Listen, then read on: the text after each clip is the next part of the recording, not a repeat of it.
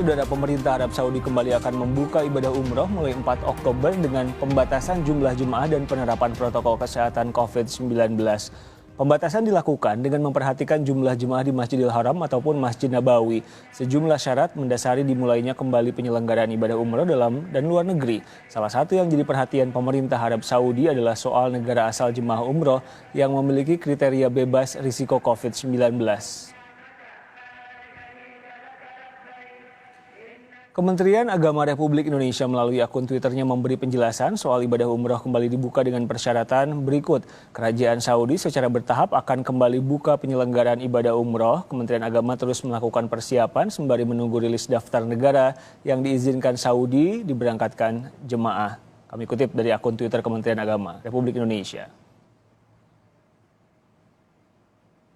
Pelaksanaan ibadah umroh akan dibuka kembali melalui tahapan jumlah jemaah. Tahap pertama mulai 4 Oktober 2020 untuk 6.000 anggota jemaah atau setara dengan 30% kapasitas Masjidil Haram. Tahap kedua 18 Oktober dibuka untuk 15.000 anggota jemaah. Sedangkan pada 1 November atau tahap 3 jumlah jemaah umroh per hari sebanyak 20.000 orang. Seluruh rangkaian ibadah umroh dilakukan dengan penerapan protokol kesehatan ketat. Saya sudah terhubung dengan M. Syahrul Murajab, PF Pensosbud KBRI Riyadh. Pak Murajab dengan Riko, selamat siang waktu Arab Saudi.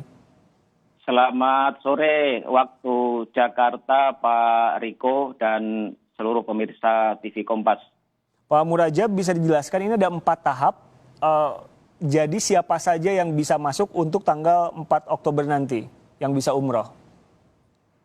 Terima kasih Pak Riko. Jadi memang kemarin pemerintah Arab Saudi sudah mengeluarkan satu keputusan bahwa ibadah umroh akan dibuka secara bertahap mulai tanggal 4 Oktober 2020 yang mana pembukaan itu akan dilakukan secara terbatas hanya kepada warga negara Arab Saudi dan juga warga negara asing yang sudah berada di Arab Saudi dengan batasan jumlah 30% dari total kapasitas Masjidil Haram di masa pandemi. Jadi kalau Masjidil Haram itu di masa normal memiliki kapasitas di atas 1 juta, tetapi di masa pandemi ini setelah diukur oleh pemerintah, mereka hanya membatasi maksimal hingga 20.000 jemaah saja. Jadi tanggal 4 Oktober luar Arab Saudi belum bisa ya Pak ya. Tahap kedua gimana Pak dan tahap ketiga? Lalu kapan jemaah yang di luar Arab Saudi bisa umroh di sana? Ya, jadi nanti setelah 4 Oktober yang dibatasi hanya untuk warga negara Saudi dan warga asing yang sudah berada di Arab Saudi. Kemudian tahap kedua, pemerintah Saudi akan membuka tahap berikutnya yaitu pada tanggal 18 Oktober 2020. Nah, pada tanggal 18 Oktober ini mereka akan membuka dengan kapasitas hanya sekitar 75% dari total kapasitas Masjidil Haram di masa pandemi, yaitu sekitar 15.000 jemaah umroh saja dan maksimal 40.000 jemaah sholat 5 waktu pada setiap harinya. Untuk warga di luar Arab Saudi itu bisa umroh kapan? Ada kepastiannya Pak?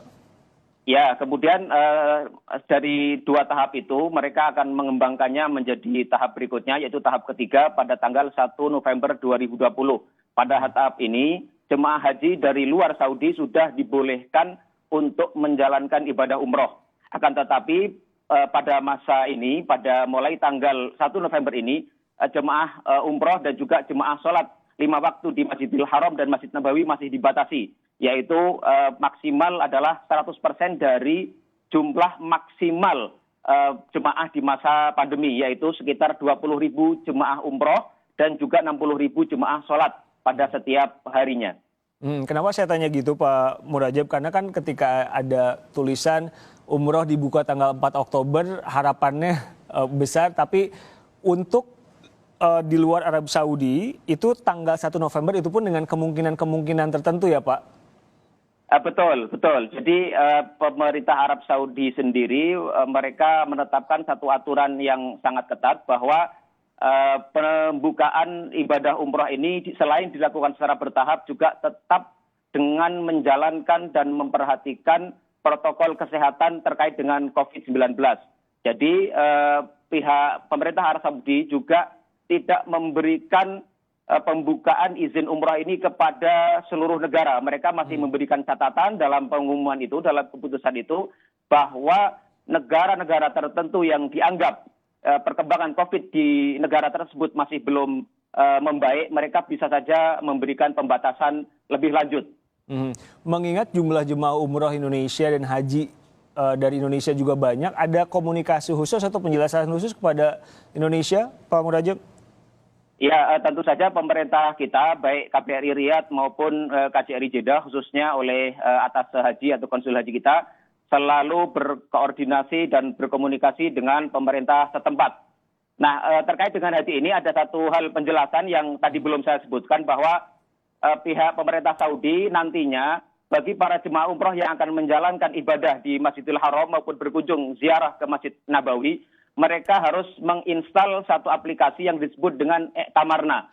Aplikasi ini baru akan diluncurkan oleh pemerintah Arab Saudi pada tanggal 27 September nanti.